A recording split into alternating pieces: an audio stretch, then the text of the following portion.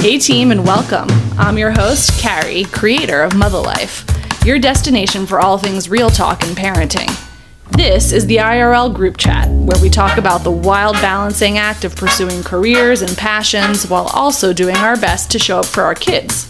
Join me every week as I sit down with some badass parents in my closet and we talk about their careers, kids, and relationships and all of the weird shit that comes up when you're trying to balance the seemingly impossible.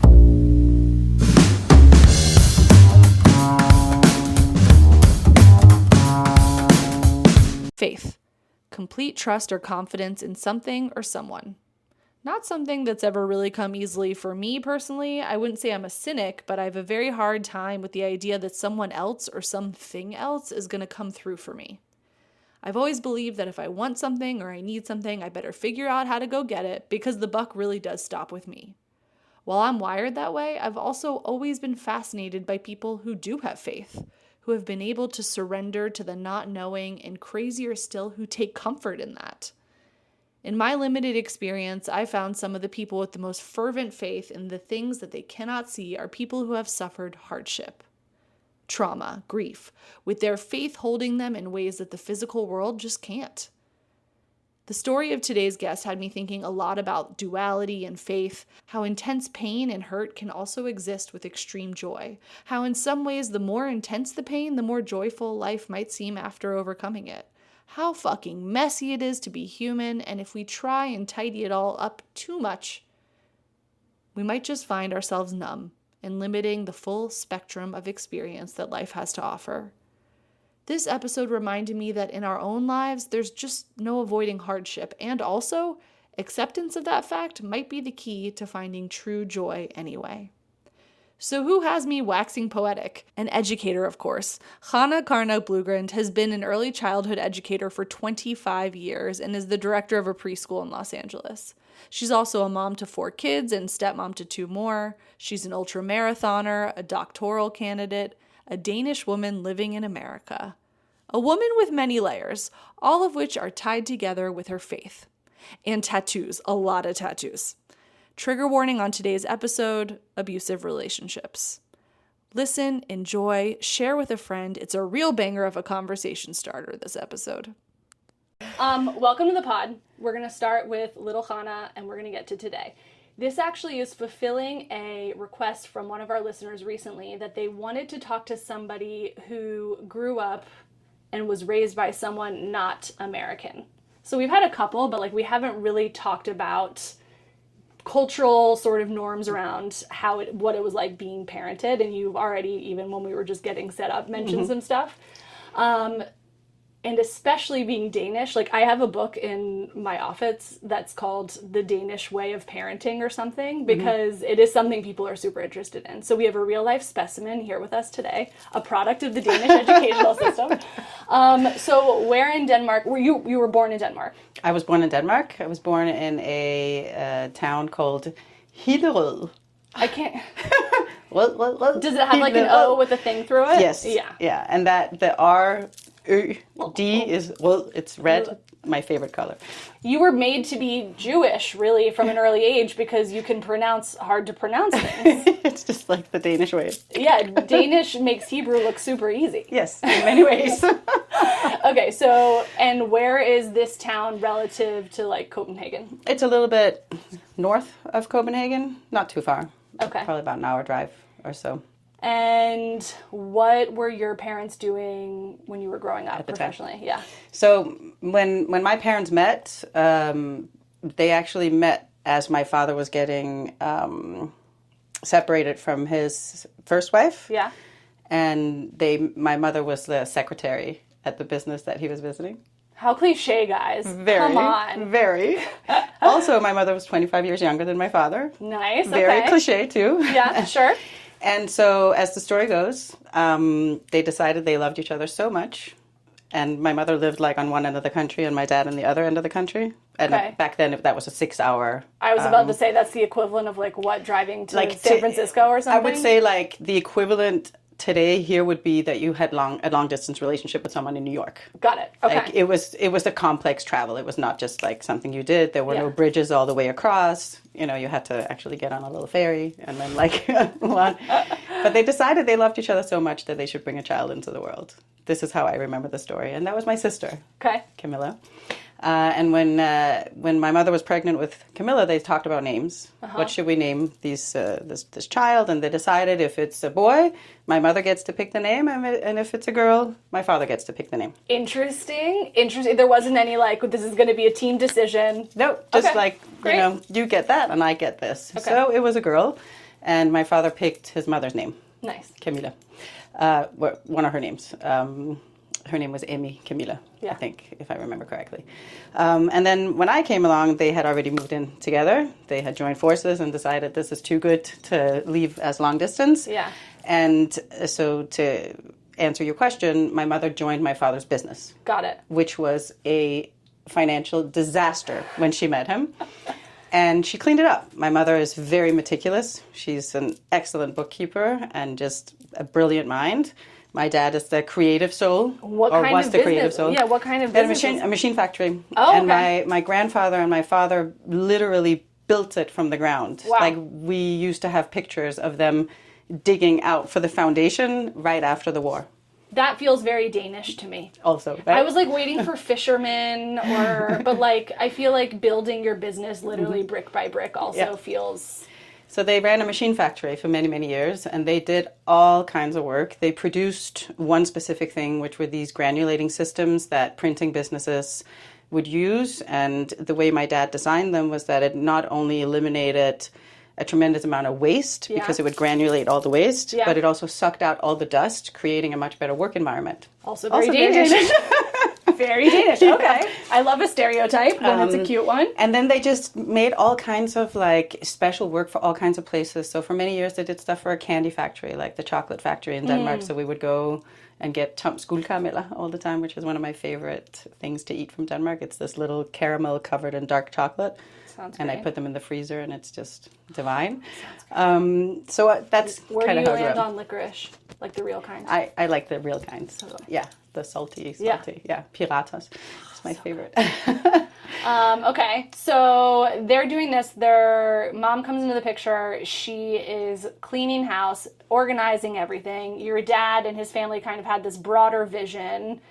I always say, you know, when you look at like very successful people, like as in this country, like the billionaires, the whatever, and you're like, what? How did you get there? And it's usually something like, I figured out how to make a kind of plastic. Or like, I invented a fertilizer. Like, it's nothing sexy. It's like very niche and practical. Yep. And stuff everybody needs. Unfortunately, my brain doesn't work like that. So we're in my closet instead. So my dad's brain worked really well that way. So, but to go back to my original name also, which I use still very much so. Yeah. So in Danish, you'd pronounce it Karna. Karna. But most people over here say Karna. Jan, my husband, actually mostly calls me Karna or Karnushka because, you know, he is originally from Russia. So how did I get my name? So same thing. My mom was pregnant. Again, if it's a boy, my mom gets to choose. If it's a girl, my dad gets to choose. So I was a girl. And my mom goes, uh-oh, your mother, like, passed away, right? So you named Camilla after her. Yeah. But my mom is still alive. Like, now what, right? And my dad's like, that's okay. We can have 2 Karnas in the family. Oh. So for almost my entire life, I have been Lille Karna. Oh, cute. And also Lille Viggo, because I always followed my dad around. My dad's name was Viggo. So that's really, really... Those are my main names. And Rosinen, like the raisin in the hot dog end, it's like a thing. So I'm also referred to as Rosinen. That's a super, super fucking niche. You're literally talking about the little nub at the end of a hot dog. Yep. By the way, like, we don't have those in America because of how we mass produce hot dogs. But Danish hot dogs are absolutely a very Danish thing. So, of course. And also generationally, that made sense to my dad. That's very because cute. He was born in 1924. Yeah. Wow. Okay, so I'm getting the impression from tenses that your dad's not with us any longer. Yeah, he passed away almost 12 years ago. And your mom is still around. Still kicking. And she's What's kicking. her mom? What's her name? She's amazing. Pia. Hey, Pia. Yeah. If you're And listening, she was, what's up? her name is actually Italian. Yeah, like Pia. And, Yeah. And her father insisted on that name because he loved traveling to Italy. I mean, who doesn't? Yeah. It's a great... And I think it means pious. It's kind of like a from Jew, but it's Oh, really? not, but it's pious. Yeah, I think so. I know a lot of Pias, but I never once considered what it meant. I will look it up after this, but... I think so. Would you say she's a pious woman? She is. Yeah? Yeah. So what was growing up like in this town? Like, how many people are we talking? Like, big... So I didn't actually grow up in Hillerød. When I was born in Hillerød, and then I think we lived in Virum or Hundested or something like that at the time, and then eventually we moved to Bagsværd, which is where the factory Obviously. was. And I was 3 when we moved there. So I don't have a lot of memories up until then. Yeah, who does? Some, but a funny story from my eldest sister that sadly passed away over 20 years ago from cancer. It's many, many, many years ago. She was a tremendous human being. So she felt... Camila. No, this is my eldest half-sister. Got it. She was in her 50s when she passed away. She had a little issues with my mom and dad meeting each other and starting a new family, right? Yeah, sure. Especially because, she was exactly the same age as my mother. Super Tricky. Weird, right? It's Tricky. Like, who wants that? So she didn't really have much to do with us for the first few years of my life. Yeah. And then she came around and she related the story to me with such love and affection. She was an educator as well, a teacher. So she came to our house and rang the doorbell, and I opened the door, and I'm only 2 years old. And I opened the door, and I'm like, who are you? Yeah. And she goes, I'm your sister. We share a father with each other. And I looked at her and put my hands on my sides and twisted my body a little, and with like this fierce look, looked at her and said, yeah, but he lives with me. Oh. And she told me from that moment on, she just fell in love with me. Yeah. And then fast forward many, many, many years when she was sick and she was in hospice care. And I might get emotional when I talk about this. I walked into the room. It was really bad. My parents were out of town at the time. It's a long story, like a whole separate long story. Yeah. And the nurse was in there at the time, and she said, oh, Birgit, is this your daughter? And she said, no, but how I wish she was. Birgit didn't have children, and it was a big sadness for her. And she just, so that was I just had a beautiful relationship with her. So how many years different, how many years apart? Almost 30? Almost 30 years, yeah. Wow. Probably 26, 27 years. That's really sad. And she opened my eyes to the arts, to reading. She took me to ballets, to museums. She had a lot of art in her home, like just a completely different outlook than my parents. Not in a bad way, but just different. But I was going to say, like, the factory life, the sort of, like, entrepreneur life, the grind of doing that doesn't necessarily leave a lot of time for some of those other pursuits, I can imagine. Yeah, so while my parents certainly enjoyed the theater and art and whatever, it wasn't, they weren't focused on that in the same way that she was. So she gave me a really big gift in that. And so she kind of re-entered the picture when you were 2-ish. Mm-hmm. And then as you're growing up, and I mean, Denmark, all the Scandi countries, famous for this like amazing social safety net. Kids are fucking napping in the winter outside in the prams. Yeah. And like everybody's sort of looking after everybody's kids. Was that, would you say, stereotypical of your experience? Very much so. So another funny story, after I was born, my mother went to the local municipality because already back then we had like organized childcare. And they had written her a letter and told her, we'll have space for the little one in like 6 months, and for the older one, maybe, I don't know, at some point. Or, no, in a different place. I don't know. There was something. So my mom just showed up in like the office and was like, I'm not leaving until I can drop my kids off. Because I got to go to work. So like, there was also a different, like, I think, insistence from people in Denmark, right? Like, I have a right to childcare. Yeah. You need to solve this problem, not me. This is not a me problem. Yeah. So I think that. I don't know how typical it was for people to do that, but certainly for my mom. So I started really in what we call vuggestue, which is kind of like what we would call an infant toddler center over here. So I was there from I was about 2 months old. which is unusual nowadays because nowadays most people stay home with their children until they're around a year in Denmark. Right. The very least is 6 months, but it's very, very rare. And most it's 10 to 14 months they stay home with them. Now that's actually a really interesting point because both are a form of social safety net, right? You're making sure that people can take care of their kids and take care of their lives, but it expresses itself in a really different way. The first is we need workers in the workforce and we need them. It just probably says something about also like the industrial time and the type of work and economy that Denmark had versus what it is now and the type of work that people do. Like then it was like we need people boots on ground, making, building, doing. Whereas now it's like, you're doing some tech shit that nobody really understands. It's kind of fine if you take 6 months or a year off because somebody else can sit at a computer also.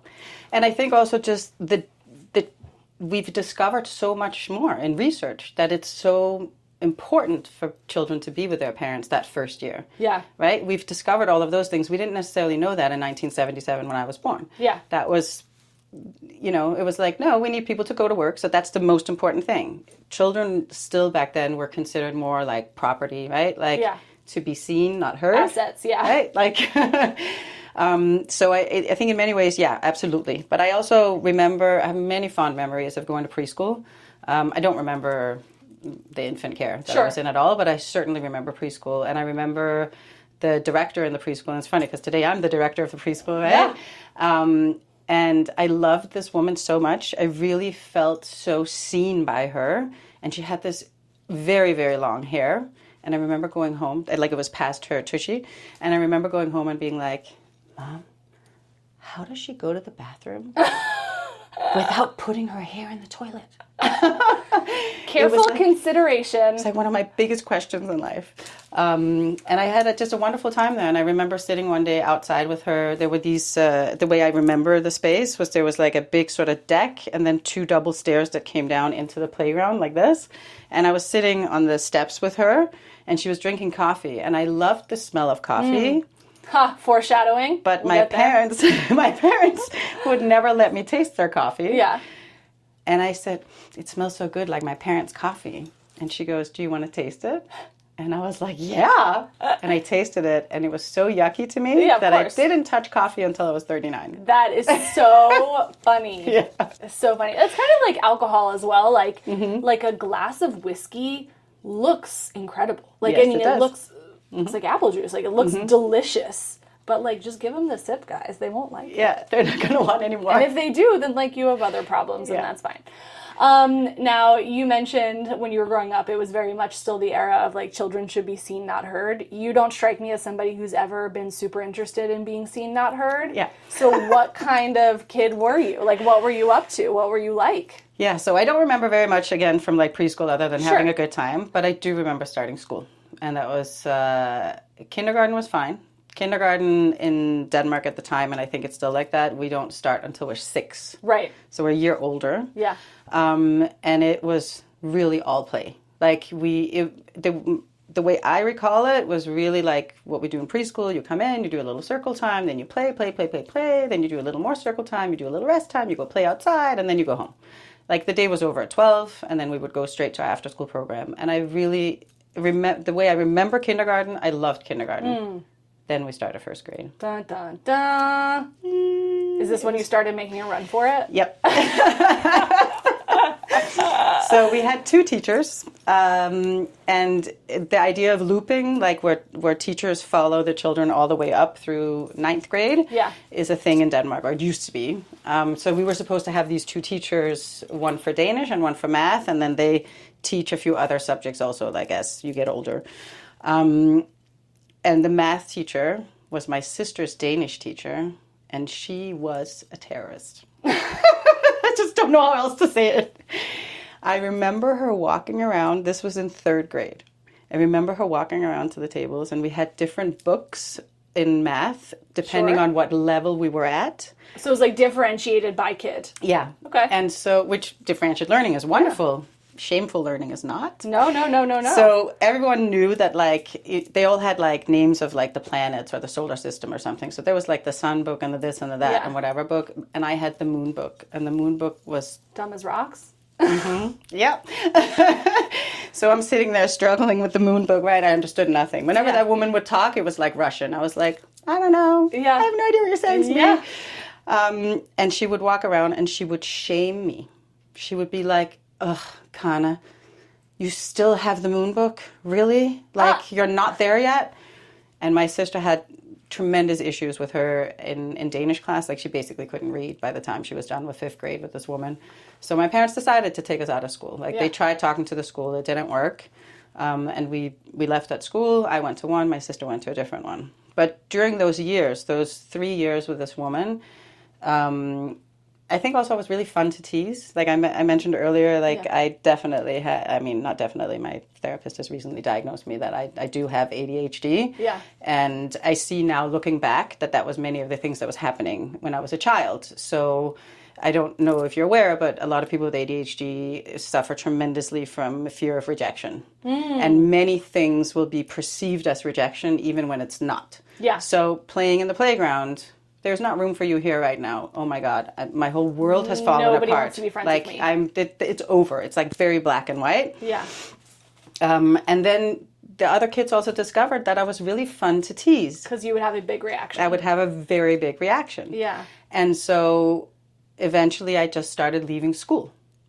Because in Denmark, the schools are not like a fortress where you have to like be bussed out by a security guard. You're just getting out of Dodge, fuck this town. You just leave. Yeah. So I would literally just leave school. And the factory was maybe a 5-minute, 10-minute walk or something from my school. So the school would call my parents and be like, she's on her way. And then my dad would literally like meet me halfway. And I think most of the time he would just bring me to work and give me a broom and I would like sweep the fabric floor from like metal scraps and whatever. But I remembered it so fondly. I don't remember my parents ever getting upset with me when I would have meltdowns, ever. They made room for me. They had room for those massive, enormous feelings that I had, which was tremendous for me because it was like, I might feel totally wrong in school. I might feel like everybody in the whole world is rejecting me and I don't know how to do math and this teacher doesn't like me. But my parents, they got my back. Yeah. And I feel loved and safe with them. I also suffered terribly from nightmares when I was a child, and I would run to my parents' bedroom every night. Oh my God. Every single night. My mom like will still be like, yeah, we could hear you. Come running through the house. Like we had a pretty big house, like a long sort of ranch home. And I would jump over my mom into my dad's arm. And it was like a joke in my family. There was probably like an indent in my dad's arm from my little head. And then I would just lie there. What do you think that bandwidth came from for them to be able... Because, like, obviously, I love the shit out of my kids, but, like, when you're at a stage where there's just, like, repeated tantruming, you know, and it's obviously cyclical, it comes and it goes, but, like, when you're in one of those stages, it's just like, I love you, but you're super annoying right now. So for you to feel that, like, unconditional love and support and that you weren't a burden, like, I cannot with confidence say that my child feels that all of the time from me. Because sometimes it's just like, again? Not that I'm saying that, but I'm just like, okay, buddy, I see that you're upset. I see that you're having a hard time. But he can see I'm dead in the eyes. Yeah. I'm not feeling with him. I'm just like, I see, yep, really disappointed. Get that. Yeah. Like, where do you think that bandwidth came from for them? So I think it's a few things. I think, first of all, the fact that my father was 52 when I was born, it comes with a calm and a wisdom, right? Like, I know now that I'm 48. For a certain kind of person. Because some people could be like, fuck this, I've done this before. I'm not doing this again. True, but he then, like, really chose and wanted us, right? Yeah. So it was he made a conscientious choice to have my sister and I. And I think he was very wise and very at ease in himself. It was very rare that he would raise his voice and get angry at all. And when he would get angry, you fucked somebody. Yeah, you really fucked up. Like, get out of the way. Just like move it. And then I also think that a huge part of it is that in Denmark, you're not worried that your kids are going to be lost if they don't fit in. Because you know that no matter what, there's what to do and where to go. Wow. They're never going to be destitute. And even if as a parent you don't walk around with that conscious top of mind thing, the fact that you're living in a place, like I remember during the pandemic, for example. Yeah. freaking out, right? Like calling my nephew, who's my age, because he's like my half nephew, right? Yeah. Being like, oh my God, because he's an airplane mechanic. I'm like, Felix, what are you going to do? Like, you're not going to be able to work for, like, how are you going to, and he's like, hello, remember where I live? Yeah. Like, we're getting this much and we're fine. I'm just going to be home with my kids.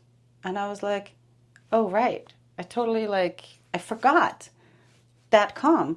And so when my kids were younger, during the pandemic, after I left my ex-husband, like, that was a time where I was dead in the eyes and couldn't handle my children's tantrums because there was so much outside pressure.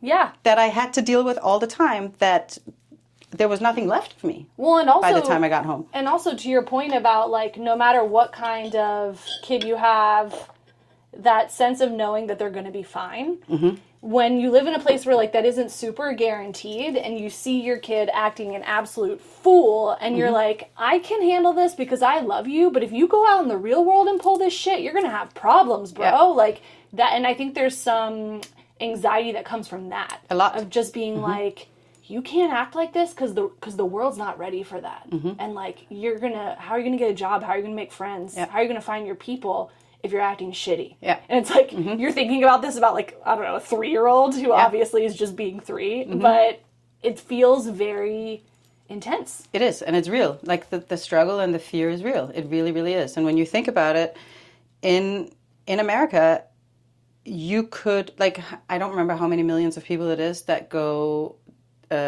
bankrupt every year because of medical bills. For example, right? So if you have a child that has challenges, it doesn't have to be a physical ailment, right? It could also be mental health. It could be autism or ADHD, anything like that.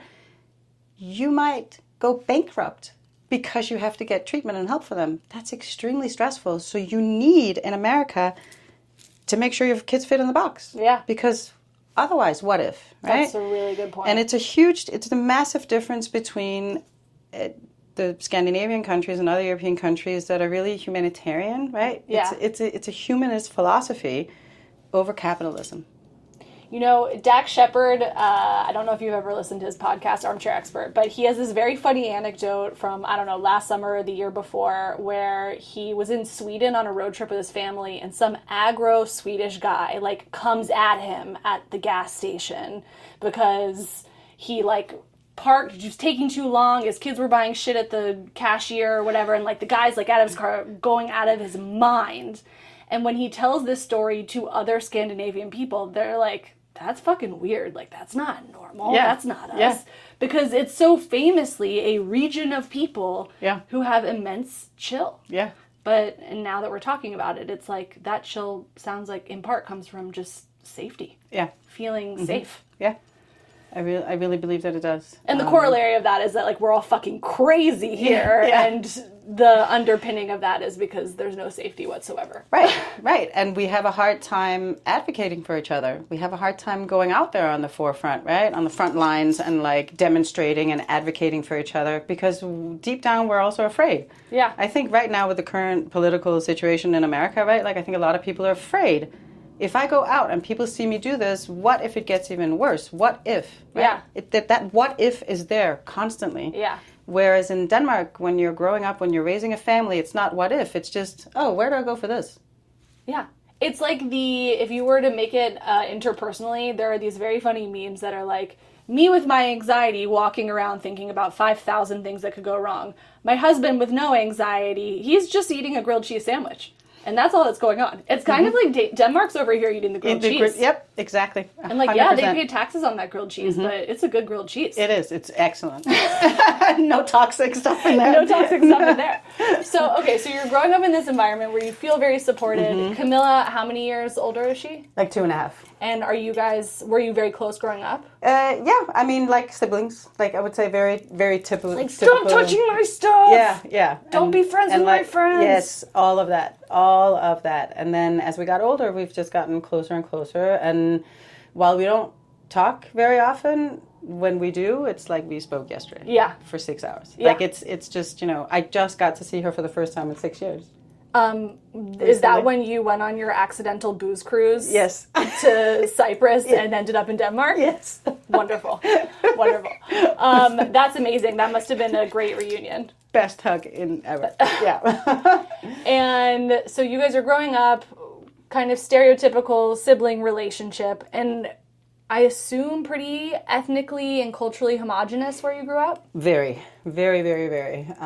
We started having some immigrants to Denmark when I was already in elementary school. You know, as I remember, I mean, I'm sure there were immigrants before, but it was extremely homogenous, like right where I grew up. And until I started like really noticing, it was very, very few kids that did not look like me. Yeah. We basically all have blue eyes or green eyes, and if you have brown eyes, you're the odd one out. Like it's very rare. Used to be. Now it's obviously more common. And I remember the first time I saw a black person. Tell me. Like someone that clearly came from the continent of Africa. Yeah. I was in Copenhagen with my father, and I remember seeing this. I thought it was one of the most beautiful people I'd ever seen in my life. It was a man, and he was wearing all white. Like it looked like probably some kind of traditional wear from wherever he was from. Yeah. And he had these amazing long dreadlocks. Cool. And it was just the most exotic thing I'd ever seen, right? Sure. And I was like, wow. And I looked at my dad and I was like, where's he from? Right. Right? Like I was super curious. And my dad just said, probably from somewhere on the African continent. And, we went on with our day. But like it was a profound experience for me.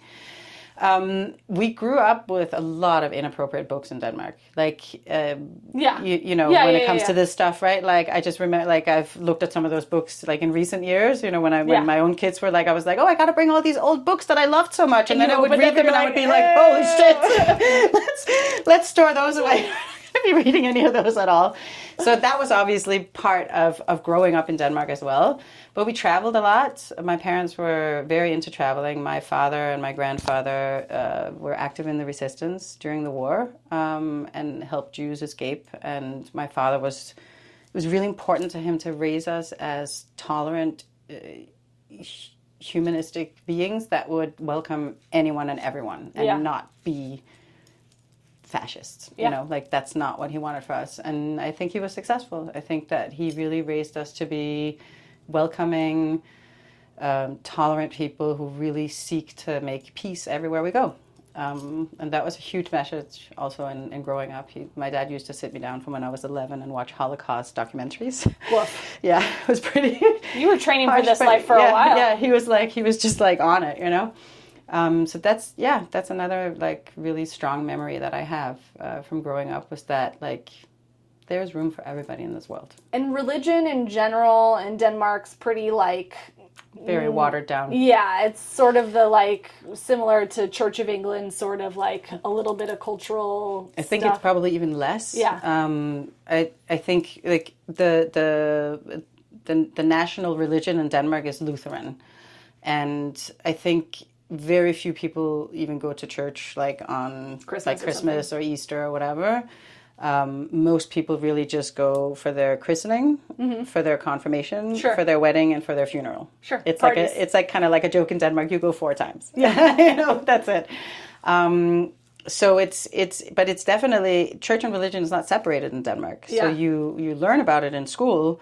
In a historic way. Yeah. Really, it's not like, you should do this and you shouldn't do this and you should be doing that and you shouldn't do this. Yeah. It's just really a very historic thing. So that's really most of how religion played in. And then it's very similar in many ways to like, I would say traditional Jewish celebrations. It's like you get together, you eat a nice big meal, you have some wine, and then you go home. Yeah. That's how we celebrate our holidays as well. It's like, it's very chill and fun. Swap out the wine for schnapps, basically. Yes. Yeah. That goes for the lunches. Whew. I have to bring you to a Danish Christmas lunch. I've been to so many because of this Danish roommate. Soren, if you're listening, hops. Nu skal vi have snaps. Nu skal vi have snaps. But, and now that you've just become a dad, you better be listening. But... Culturally then, so religion doesn't play a huge role. And then when is the first time did you go to university in Denmark? I did, yeah.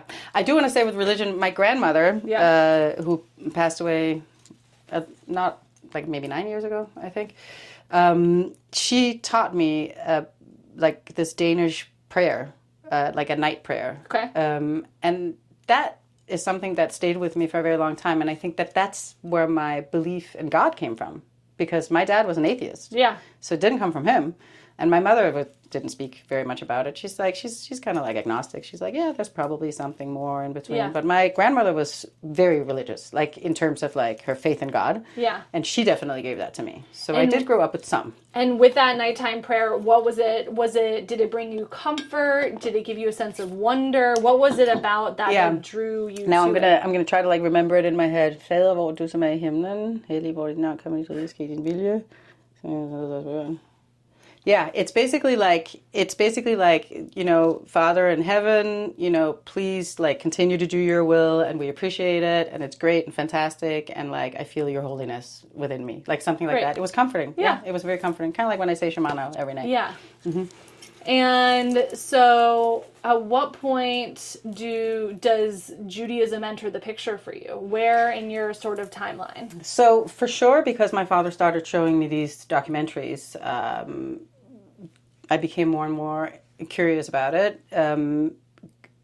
King Christian IV, he was the king in the 1600s, I think, in Denmark.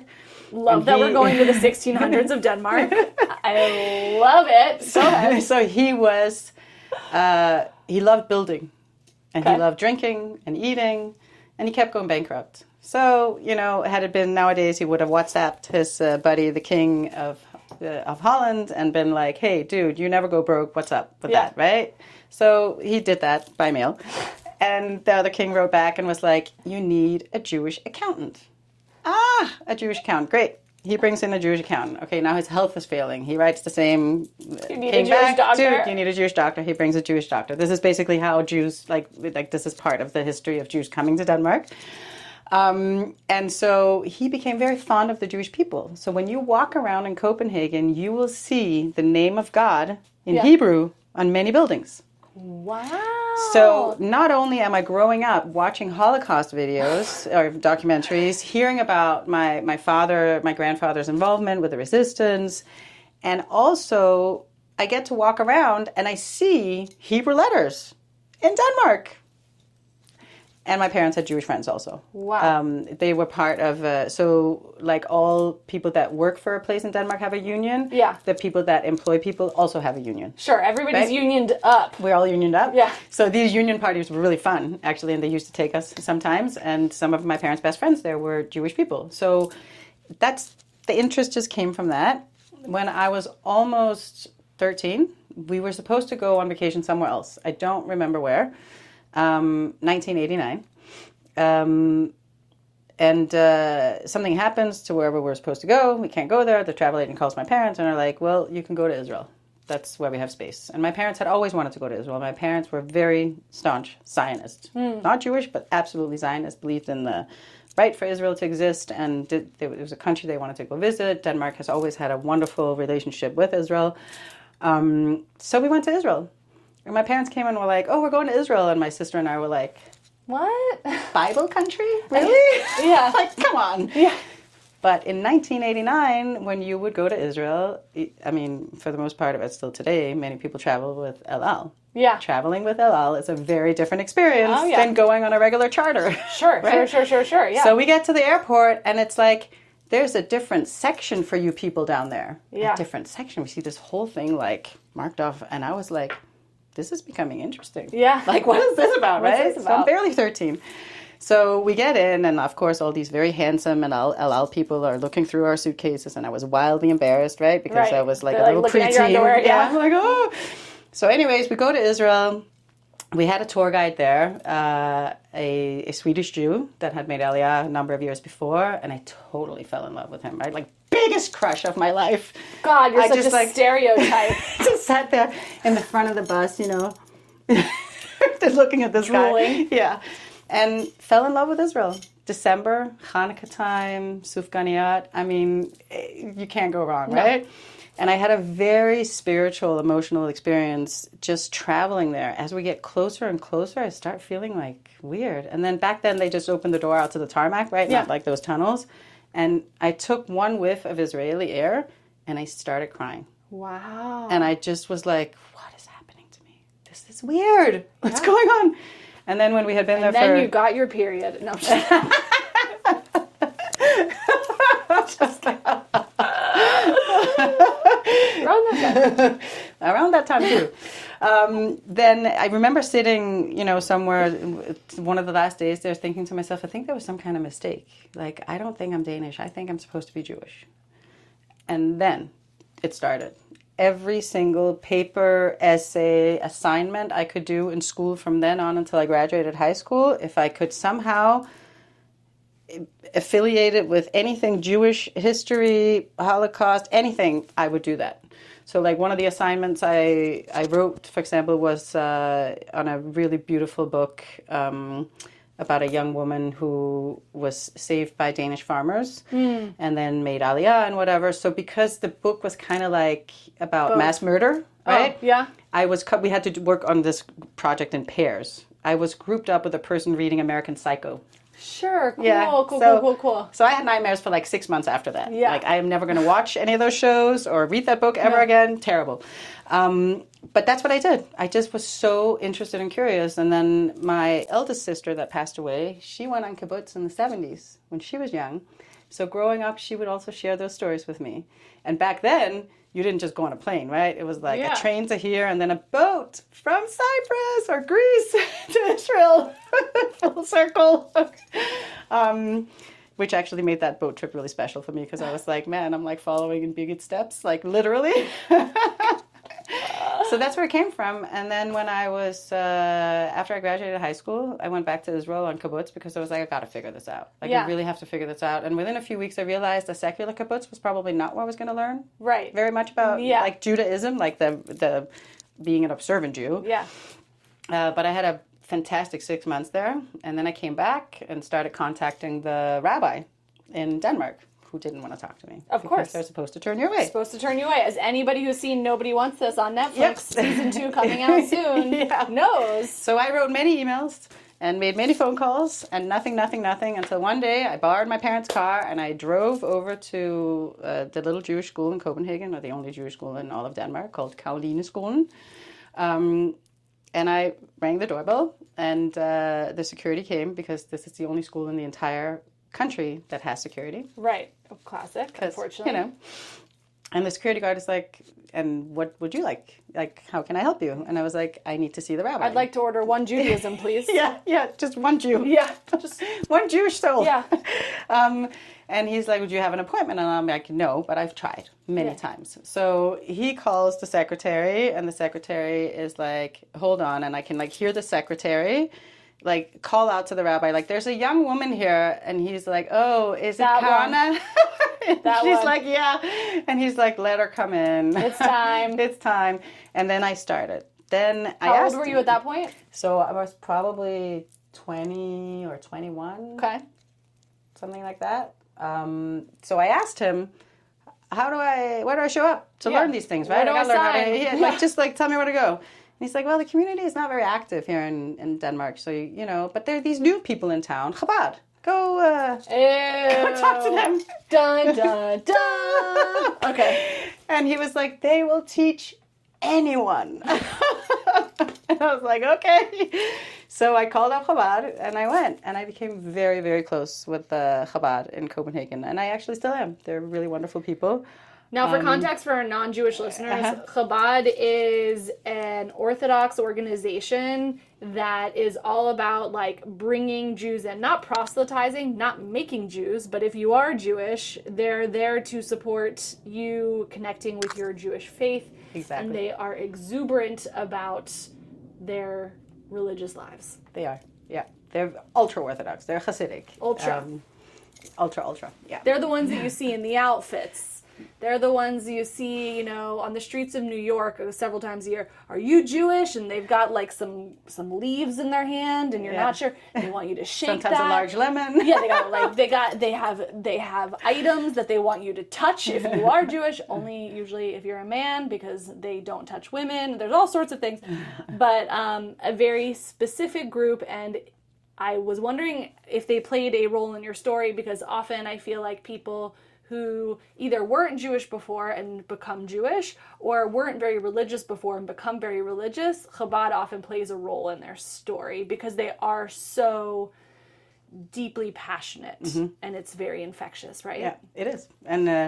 And the Rebbe, who was the leader of the Chabad organization for many, many years, was incredibly inspiring and was very, very knowledgeable. He had 2 PhDs, as I remember, and was a highly intelligent man. So for people who are also just looking for stimulation, right? Like intelligent stimulation, like that's what speaks to people as well from that organization. So as I'm becoming closer and closer with Chabad and I'm learning more and more, I also realized that in the eyes of the Israeli Beit Din or government, not all conversions are equal. Yeah. And this is not necessarily something I agree with or whatever, but I wanted to make sure that my kids could, check all the, what do you call it, dot the I's and cross the T's, what these American sayings. Cross the O's.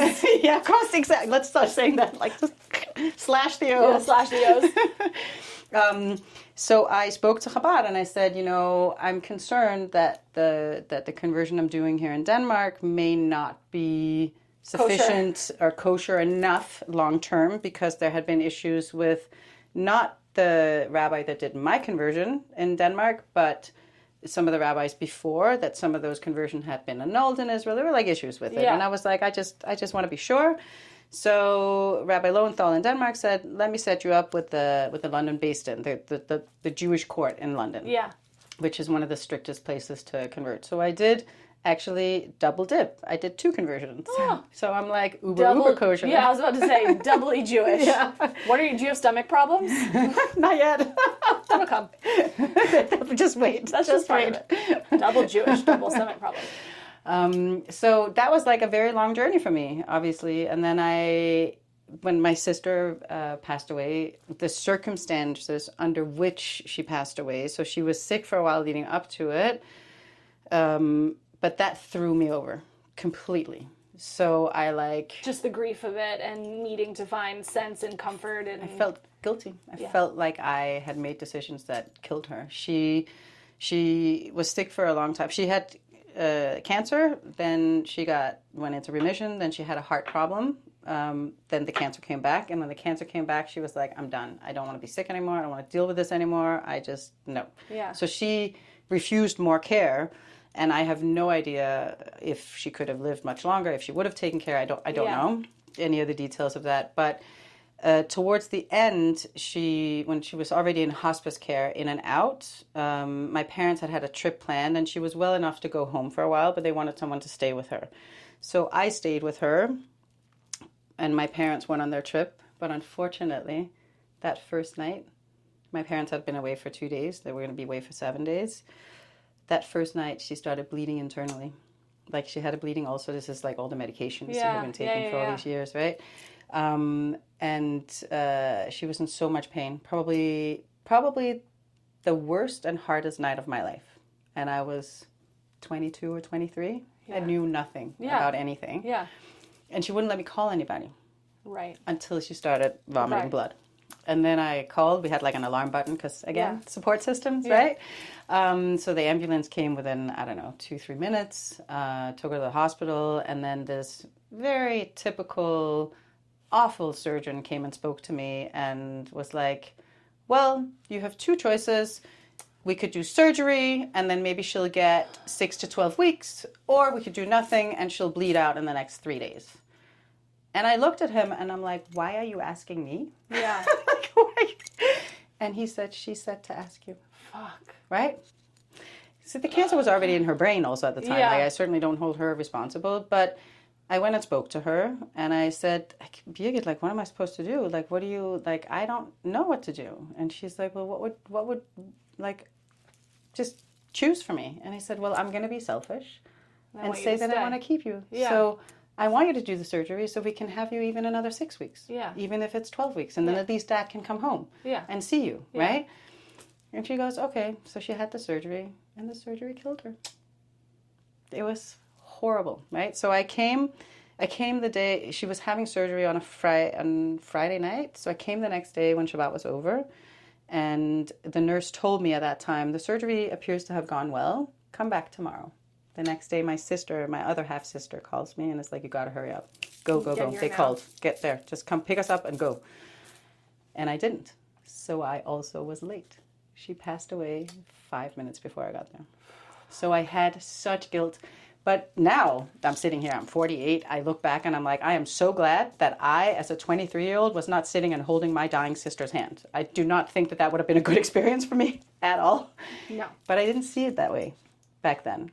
I mean, and I understand where that young person was coming from. Mm-hmm. Like, that is a lot to take on. And when also your sister is saying, like, I'm putting you in the driving seat, it's kind of a no-win situation for you in that moment. 100%. And I just broke up with life after that. I usually say for 3 months, I just went off the radar. Yeah. I just did my own thing, partied, had almost no contact with anybody. And then after that 3 months, I got a call from the Rebbitzin in the Chabad house who was like, are you okay? And I was like, not really. And she's like, it's Shavuos. Why don't you come? Have some cheesecake. Yeah. Cheesecake is good for everyone. Shavuot, I have to say, is the weirdest fucking holiday. It's an entire population of people with stomach problems, and you're giving them dairy? It's crazy to me. Yeah. Okay, so, and by the way, we're talking about the rabbi's wife, who also sort of has her own social role. Yeah. She's like in charge of the women folk, right? Yes, yeah. So she's checking on you. She's telling you to come eat some dairy. Yeah, and I did. And then I threw myself, instead of probably, I think had this not happened with my sister, I think it would have pivoted into being sort of like what I call a conservadox Jew. Yeah. Like, Yeah. But instead, I threw myself headfirst into Chabad. No. I don't hear anything. I don't see anything. I don't have to think. Everything is from God. Nothing is my fault. Yeah. And there's there's stuff for you to do every day. Mm-hmm. There's ritual. There's things to keep you busy. Just released myself of any kind of responsibility. But when I released myself of responsibility, I also stopped making decisions for myself and just followed blindly. So even when people said to me, when I had been engaged to my ex-husband, please don't marry him for these reasons. Even my father said this to me. Don't marry him. I couldn't hear it. So I did. Which resulted in 13 years of... Not so great. Let's just say it like it was. It was hell. let's just say it like it was.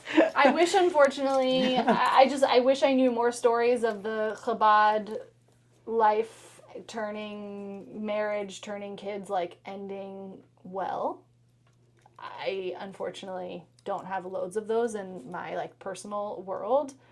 But where did he enter the picture? Were you set up with him? Mm-hmm. Was this a whole observed dates, chaperone dates sort of thing? Yeah, exactly like you see it in some of these TV shows that have come out in the last few years, what right? Was that really good one? You know what I'm talking about? Yeah, it was deeply traumatic for me to watch. I was I cannot. The one with the gun and the Germany and the stuff. Yes. Except there were no guns in my life, but yeah. I can't remember. I don't remember. We have to look it up. It was so good. It was on Netflix. It was really, really great. So that was very much what my life was like. It's different than that because that specific TV show that we're talking about now depicts the Satmar sect of Hasidic life, and Chabad is extremely different from that. But it was very, very difficult, and it wasn't that people weren't trying to help me. They were, but I was not able to get help. I was so... And then because of this rejection issue that I have, owning up and coming back to my family or friends and saying, I made a mistake, this was wrong. Yeah. I couldn't do it. Yeah. I was not able to do it. I just couldn't, because what if people would reject me? What if they would stop talking to me? Yeah. What if... They were disappointed in you. Mm-hmm. The worst. Yeah. And so you're living, for these 13 years, you're living the observant of everything. Your husband is the head of the household, the decider. You're going to the mikvah. You're sleeping in separate beds when you're on your period. You're doing all of the really orthodox shit. And you're living a life of women are over here doing this shit and men are over here doing this stuff. I was more living a life of fear. Because my ex-husband was extremely jealous. So Was he Danish also? No, he's American. His grandparents are all Holocaust survivors, and his parents were all born in Israel, and then they came to America when they were teenagers, and then met each other here. A lot of trauma in his family. Tremendous amount of trauma in his family because of the Holocaust. But we met there, and now I lost track of what I was saying. You were saying with him, he was fear. Yeah. Yeah. So when we had been married for maybe a week, so because of the separate beds, I wake up in my bed, and you know that feeling of someone staring at you? Yeah. Which is very icky, right? Yeah. So I wake up, and I look to the side, and he's sitting on his bed, staring at me. And he goes, "Who were you just dreaming about?" "You were masturbating. Who were you dreaming about?" So now, a week into my marriage, I became afraid of sleeping. Terrified of sleeping. Also, for the girl who had nightmares her whole life, now she's living one. Right? Basically, with an open eye for many, many years. Like, I was so afraid to go to sleep. Yeah. And if we would go out and sit like at a Shabbat dinner, so while in many sects, women and men are completely separate and would sit at separate tables, in Chabad you generally sit together, men and women, especially when it's married couples. Are you wearing wig? I was wearing wigs, yeah. And long sleeves and skirts. And Definitely not tattoos and short I didn't have any tattoos yet. And we would go to these things, and if God forbid, I would even look at another man, let alone laugh at a joke. And you know me well enough to know how much I laugh. She's free with her laughter. Like really, this is my thing. Yeah. Like 6 years later, he would be like that guy at that Shabbat table. That you laughed at his joke. Like that was what I lived with. Walking on eggshells, tiptoeing around on eggshells all the time, trying to hide that it wasn't what it looked like. This is not, my ex-husband has some really significant issues, and it became my job to hide, to make it look like the picture perfect life. And you had 3 kids together? We had 4 kids together, and I had 5 miscarriages during that marriage. 4 of them between our first 2 children. So Julian came very, very fast. I became pregnant almost right away, and then my Mushka Pushka didn't come for another almost 4 years. And in that community, once your baby is 6 months old, everybody talks to your belly. Yeah. So what's happening? Right? So trauma breeds trauma, right? The trauma of my sister's death bred me into the trauma of marrying the wrong person, bred me into the trauma of the many miscarriages that bred me into the I can't even think straight or see anything anymore. That's it. And it took me many, many years to get the courage together and realize I don't have to live like this. Yeah, was there a breaking point? Was there a moment where you just said, I can't do this? Yeah. So after my father passed away, after all my other kids, I just kind of lost the weight again and felt fine after. But it really, I was so close with my father. Yeah. It was extremely difficult for me to lose him. Mini Vigo. Yeah. And so when Joseph, my youngest, was about 1.5 years, a friend of mine, close enough that she could ask this question or say this to me, she goes, B'sha tova, which is like, it means in a good and auspicious hour, and it's something you say to someone who's expecting. So she assumed I was pregnant again. I was not. Right. So I said to her, oh my gosh, I'm not pregnant. And my nephew was visiting at the time. And I told him, and I was like, ugh, I got to do something about this. Like, I got to get back to myself and feel better. And he goes, why don't you start running again? Like, you used to run and you used to go to the gym. And I'm like, honestly, I can't afford running shoes. And let alone a sports bra. And I'm part of the Frum community, so I need leggings and a skirt I can run in and long sleeves. And he's like, I'm taking you shopping. And I was like, okay. So he did. He took me out and he got me a new pair of shoes, and then I found some other cheap stuff, and it worked, and I started running again. And then I saw on Facebook, yay, social media! I saw on Facebook that another friend from the Frum community had been out running with a group in like Griffith Park or something. And all these people in the picture that she posted did not look like the rest of us. Meaning they were not Frum people. They were not ultra-orthodox people. It was like her and like all these probably like not even Jewish people. Yeah. Right? And I was like, this looks great. Yeah. So I write her, and of course my first question is, does it cost anything? Right, yeah. We were always broke. Like, we never, like, I was a preschool teacher. Yeah. Caring for the whole family because my ex-husband mostly was in and out of work. So I started running with these people. And I still remember it was September, I want to say 18th of like 2015. I went on this like group run in Griffith Park and ran 10 miles. And I was like, everybody was talking about LA Marathon, which that coming year was on Valentine's Day in 2016. They're all talking about like how they're training for LA Marathon. And I'm like, you know what? If I could run 10 miles, I could probably run 26. Yeah. So I signed up for LA Marathon, and I had never run a race before. Not a 5K or a 10K or this feels anything. Consistent with your personality. Yeah, just like, I'm just going to go for it. Sure. So I signed up, and I started training. And then as I'm getting more and more into the running, I start realizing that maybe it's going to be more fun to run trails instead of roads because of that Griffith Park run. So I found a group that would run on Sundays. All other groups I found were always Saturday runs, and I couldn't because I was still keeping Shabbat, so I couldn't drive. So I started running, and then I got lost on one of these group runs one time. They would put like flour on the trail, and I run past this guy who's now one of my best friends in this world, who had this long, amazing hair, right? And he's like very dark skinned, very exotic, not quite like the guy I saw many years ago when I was a kid, but like, I was like, and he was running in sandals, like the sandals I was wearing today. And I'm like, oh, I read Born to Run. This is cool. Yeah, so there you go. Yeah. So I run past him, and he was running with someone else, and I'm like lost, and I'm like, fuck, I can't figure out how the hell am I going to find my way back here? Like, I'm totally lost in the Santa Monica Mountains, okay? Right. So I turn around, and I see them again, and I look at him, and I go, you look like you might know what you're doing out here. And he's like, yeah, I do. And I'm like, I'm supposed to look for some goat trail that goes up there somewhere where we parked over there. And he knew exactly what I was talking about. He shows me where to go. We exchange information. And then I started running with Cliff, also AKA Freddie, but I call him Cliff. And then we connected with my other really, really good friend, Jan. Yeah. And we would start running almost every weekend together. So I'm telling them about my life. Right? Every Sunday, I would basically be out running with them. Sure. So I'm like... Free therapy. Mm-hmm. And I'm like telling them, and like, they're like, Karna, man, this shit's not normal. Yeah. Like, I think you're in an abusive relationship. Yeah, this does not sound like you want to continue with this, like, you know.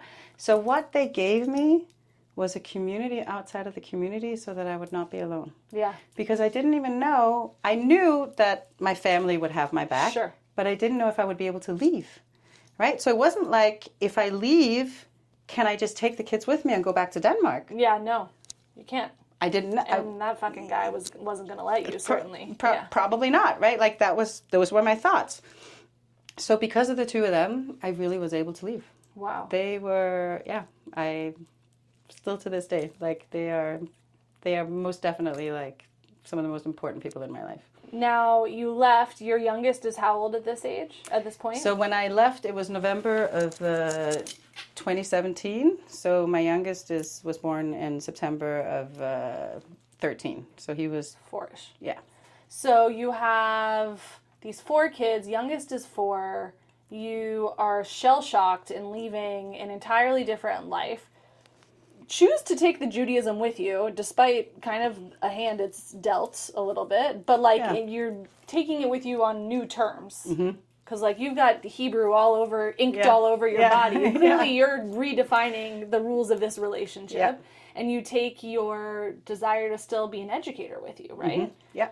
So this is really you getting rid of all of the shit that was not serving you, keeping the stuff that you still liked, and starting over from scratch. Yeah. With 4 kids. Yeah. It's like I used to say back then, now I need to figure out how to Jew. We're all working on that. And it's and I think once I got to a point in my life where I understood, it is between me and God. Yeah. And nobody else. Yeah. Nobody gets to tell me how to Jew in my life. And I don't get to tell my kids either. I can have expectations about what we do on Friday night in our home and what we do for this and for this and for this. But the relationship is not something I can define. What's their relationship with their dad like? Are they in touch? Yeah, they see they're supposed to go every other weekend, and they mostly do. During vacations, they go a little bit more, but it's complicated. Tricky. Yeah, yeah, understandably. It's like on and off. It's not always fun, and sometimes it's okay, and in and out of court. Yeah, I'm familiar. I'm a child of divorce. Yeah. I went through that rigmarole myself.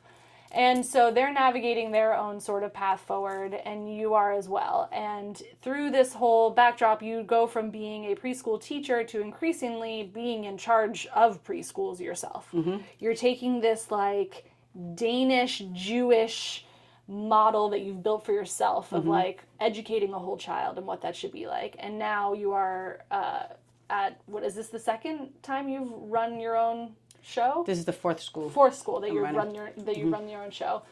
Now, I think you have the worst job in the world because you have to deal with parents and like you're so patient and whatever, and I'm sure you're great at it, but like it's a tough crowd, because everybody's interested in their own kid and what's best for their own kid, but like you have to account for a whole population of kids, and you were a tricky kid yourself. Mm-hmm. So do you feel like your own sort of childhood has given you some sort of hot take or perspective on how to navigate all of these dynamics? 100%. So first of all, my bachelor's is from Denmark. So a BA in Denmark is more like a master's or a master's and a half over here because it's focused from the beginning and it's a 3.5-year program. So that obviously really informs my practices here, but also the way that I grew up. Again, there was room for me. Yeah. Right? Yeah. I have room for all of these kids, and I especially have room for the kids that others don't have room for. Yeah. And just yesterday, I was at a lunch with some other educators that I took this wonderful trip to Israel with, and we were talking about how... This wonderful trip to Israel. Just as an aside for listeners, she spent like the whole fucking time in a bomb shelter because Iran was bombing Israel and then had to get out of Dodge via a booze cruise with a bunch of like horny 18-year-olds. So when she says like wonderful trip to Israel, take it with a grain of salt. But okay, so you're having lunch with your pals that you trauma bonded with in the shelter. Yes, and so we're sitting and chatting about how sad it is in so many schools that we don't want to make room for children that fall outside of the box. Like we are so busy producing, I don't even know what it is, and it's everywhere. Yeah. And I think it also happens in Denmark. I don't think we're perfect in Denmark at all. Yeah. But I love parents and I love their kids, and I so get how difficult it is here. Yeah. It's so hard to raise young children anywhere in the world. Yeah. And it's especially hard in America. So mostly when parents come in and they feel frustrated or anxious or sad or upset, and it doesn't matter if it's a valid complaint or if it's a little, far-fetched, it doesn't really matter. Because to that person, it's real. Yeah. Right? And that's what I always have to remember. No different than when a 4-year-old comes to me and tells me that they're terrified that this giant rat is going to come eat their feet in the middle of the night. Sure. I can't tell them giant rats don't exist. Right. Right? Like, adult, like elephant-sized ones. Right? Like, they don't exist. Because you're like, New York City rats definitely exist. Yeah. But... because they don't get it, because in their mind it's real. So when you talk to a child like that, you have to tell them, let me show you something. I have this special giant rat spray over here. Just take it home and spray it all over your bedroom, and that giant rat will never come back. Or, depending on the kid, spray it, and it's going to be the nicest rat in the world. It's going to make your bed and put your toys away. It's like amazing. It's magical, right? Yeah. That's how you talk to young children like that. And in many ways, that's also the way that I approach parents. It's my job to figure out what is your magic. Yeah. And help you bring that up. Yeah. What is the magic going to look like in your family? How are you going to raise your kids? Not about how do I want to raise your kids? How do you want to raise your kids? Worst right? job ever. Really. And this is why we should pay educators more. Amen. Amen. I just couldn't fucking do it, not for a second. So I could not do anybody like 3rd grade and up. No, thank you. Sure. Bye. Everybody's got a sweet spot, but you have a very challenging job, as do all of the teachers. And at the same time, you're raising kids who are at a very different stage of life. And in the context of all of this, let's quickly just get to the fact that you find and fall in love again. Where did you meet Jan? So we met on Hinge. Great. Because I really tried meeting people in bars and Hinge places. has a great track record on the pod. Yeah, Hinge does great on the pod. I'm very happy about that. Okay, so you met Jan. He's originally from Russia. He was born in Uzbekistan, former Soviet Union. Okay. Made Aliyah when he was 19. That means he moved to Israel, as is his birthright, because he's Jewish. And so he has the shared Jewishness, the shared relationship to Israel, is very much not an Orthodox man. Very much not. And he also has kids from a previous marriage. So he puts on tefillin every morning, though. I bet you think that's hot. Yeah. I bet you do.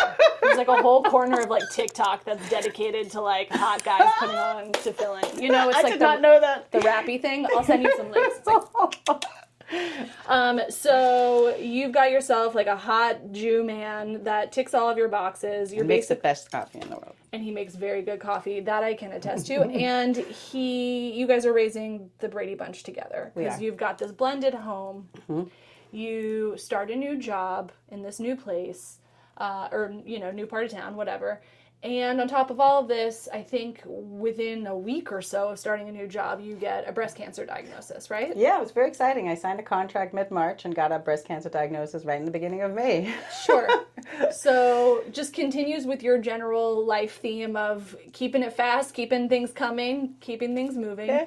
And you continue to run through this whole thing, basically. I did. Now, when you found out about this cancer diagnosis, you hadn't yet been married? You hadn't gotten married yet. We had not gotten married yet. Actually, what's funny is that when Jan and I met each other, I really wanted to get married again. It was like, in many ways, I feel like I was never married, really. You wanted to do because over. I wanted something that was really out of love and not trauma and desperation and whatever, community expectations. And I think when we had been together for maybe 3-4 months, he told me that he never wanted to get married again. Dun, dun, dun. And he doesn't know about this. But... Yeah, and you're not going to listen to this. Shh. But this, what are we? We're an hour and he's not listening anymore. So, for a couple of weeks, I came up with excuses why I couldn't see him. Because I needed to really think about, can I accept this? Can I live with the fact that I will never stand under a chuppah again? And that I will not get to walk to the chuppah, to the altar Rebbe's niggin? Can I live with that? This is some really Jewish shit. But you've seen it in the pictures. The cute thing that you stand under. You've seen it. Can I live with that? And I decided, yes, I can. So I let it go. Completely let it go. And thought to myself, I will never get married. But in the Gemara, in Jewish law, there are 3 different ways to marry somebody. There's like a common law marriage. You can get married by shliach, like I could send you to give somebody a ring and now I'm married to them. You can stand under the chuppah and do like the official... Wait a minute. So I could send you to like David Beckham's house with a ring and he's like stuck with me? He is Jewish, I hear. Ooh, let's do it. Sorry, Victoria. You're awesome too. I'm just saying, like, I'm looking at my options here. Also, husband, I love you. Just saying. Just trying to understand. Okay. And then the third way to get married in Jewish life is intimacy. So if all else fails, technically I married You shtup somebody? You shtup somebody and you're... Wow. Ding, ding, ding, ding. Yep. How many times have I been married? Okay. I'm a woman of experience. So I made peace with it. Now I get this breast cancer diagnosis, and in Chabad, in Lubavitch, I don't know if it happens in any other Hasidic sects or in anywhere else in Judaism, but there is a tradition to write letters to the Rebbe, even though he has passed away, and put it into what we call the Igros Kodesh, the holy letters. So because of this, like it obviously... there is, by the way, the scariest time of anybody's life, I think I could say, is finding out that you might have cancer and then waiting to figure out what it is and what it's going to do to you. It's the most debilitating time of my life, and I'm sure Jan's as well. So I needed all the support that I could get, and I needed to lean on anything, spiritual, physical, whatever, all of it. So I called up our local Chabad house, and I was like, I really need to write a letter to the Rebbe. So I wrote a letter to the Rebbe, and I went to their house because I don't have a set of Igros in my home anymore. Sure. And I put the letter in, and I sat with the rabbi at the table and read the letter. And there's a concept in Judaism also called hashgacha pratis, which means divine providence. And that was definitely what that was.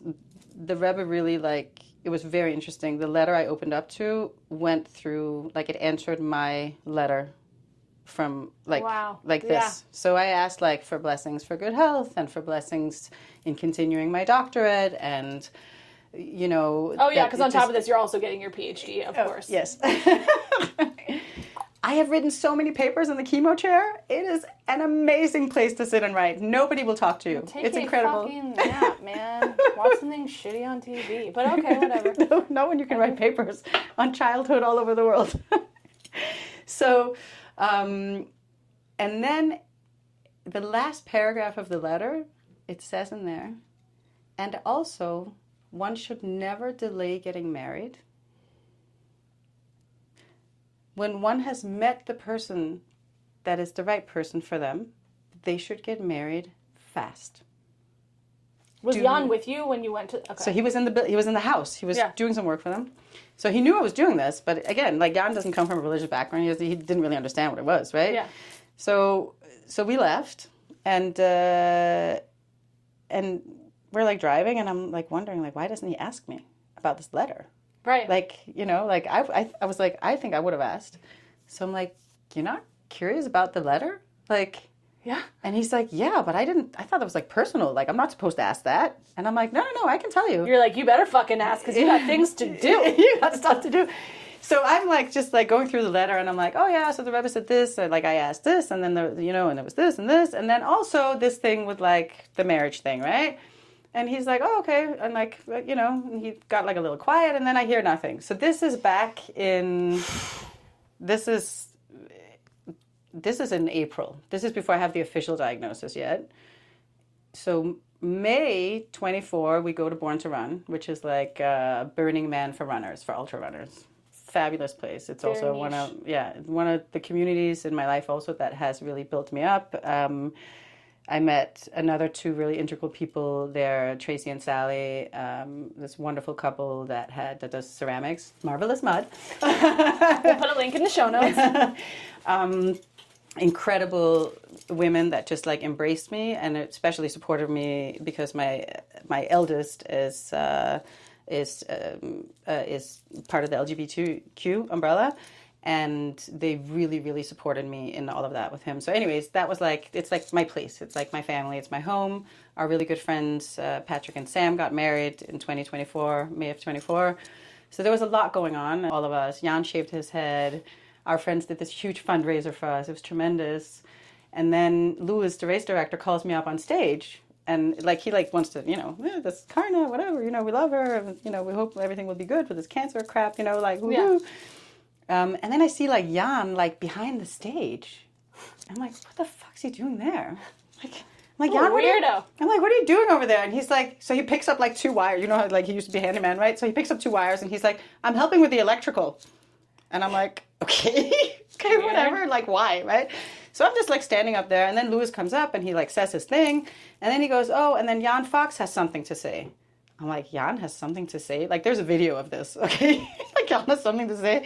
So Jan comes up on the stage, and I literally say in the microphone, I'm Jan's on stage and is going to talk in front of all of you? That's so weird. I'm this is super, I'm super weirded out. And then he just looked at me, and he goes, Chana Karna Blugrind, would you like to become Mrs. Fox? Oh, sweet. And I died. And you're no, I want to be Dr. Fox. Yeah. And then he proposed to me because the ring, this is the ring, had not arrived yet. So he made a ring out of a beer can for me, which I still have at home. Perfect. Yeah. Perfect. And the reason I have the ring here, the engagement ring here, and not where it usually goes is because this is where the ring goes under the chuppah. So that's where I wanted my engagement ring, and then this is my wedding band. Yeah. So you're in this really interesting phase now, Chana today, Karna today, because you are pursuing your professional passion. you've found your community and the things that you care about in terms of your own passions in life. You are in a very different stage of parenting. You found the love of your life, and also you're navigating cancer and doing all of this while also trying to get a PhD and doing a million other things and dealing with parents at the worst. Today, when you come up against, your own kids and they're being challenging, or you're reaching a novel situation with them that you haven't dealt with before, are there things that you're drawing on from your own childhood, your own past, that you're just trying to bring forward to how you parent them? And, if you had to say, like, these are my hopes for, you said, I don't know what kind of people we're raising in this system. Like, what kind of people are you trying to raise? Compassionate, kind people that will put the well-being of the community ahead of their own financial achievement. I hope that that's what I will do. It's not easy, obviously. And people that are filled with joy. People that will find the little sparks of blessings and everything. It says in the Torah that the most difficult mitzvah to do, the most difficult commandment to fulfill, is to serve God with joy, with simcha. Simcha is, joy is more like when we say, oh, that's so joyful, whatever, like we often, it's like a fleeting thing because it's a feeling that comes and goes. But simcha is not just a feeling, it's a philosophy of life. And I'm writing my dissertation on simcha. And that only came about because of the cancer diagnosis. I had planned on writing about ADHD in young children and how to support them in the school system and whatnot. And so because this happened, it shifted. And I'm actually leaning a lot on Chabad philosophy for it.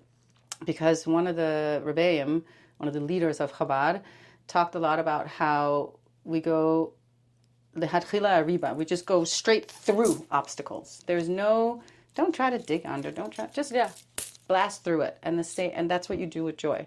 So I try my best. When I wake, like some mornings I wake up, I don't fucking want to get out of bed. I am so depressed. I am so scared. What if this shit comes back, right? I'm still going through chemo. I have another 5 rounds. My last round is going to be on my dad's 101th birthday. That's amazing. It's incredible. May have been a little bit planned. I bet. I pushed off like a few days so that it could be on that day. But I force myself out of bed, and then I do things that children would do. Jump on my bed, for example. And when we wake up every morning, Jan and I, we say Modeh Ani the way that I would do it with the kids in school. Modeh Ani is a prayer we say where we thank God for bringing back our soul into our systems in the morning. And we literally, we wake up and I look at Jan and I go, shh. And he's like the first time I did it, he's like, what the fuck are you talking about, right? Yeah. But he literally, because that's what I do with kids, right? Put your head down, everybody go, shh, shh. And then the rooster comes, cock-a-doodle-doo. And then I sing like a whole song, and then we sing Modeh Ani, and then we sing a whole nother song after. Your house sounds fucking wild. Fucking wild, Chana. Let me tell you how I wake up in the morning. Does somebody need something? What's happening? You're doing a whole Broadway musical in your house before you get out of your room. That's how we know you're at a different stage of life than I am. This has been so interesting. I could talk to you for so long. You've lived so many chapters, and I think foundationally what this through line is something your parents gave you really early on, which was they just put up with your shit. And they just kept putting up with your shit. And when you ran away from school, they said, all right, come sweep the floors. They weren't go home and watch TV. They were just come be with us. And so maybe that's enough. Yeah, come contribute. Maybe that's enough. Well, this has been so wonderful. I'm excited for people to listen to this conversation. I have been so curious about your whole stories. This has been great. This has been wonderful. Thank you for having me. High five. Hi. Team, I need your help. If you love it here, please like and leave a review on your favorite podcast platform. Subscribe to the Substack for full access to this episode's show notes and join the discussion. And of course, follow me on Instagram at mutha, mutha.life, for a daily look at all things mother. Thanks for listening. Be sure to tune in next week for another Chat in the Closet. This podcast was produced by Mother Life, music by Ronan Landa. See you next time.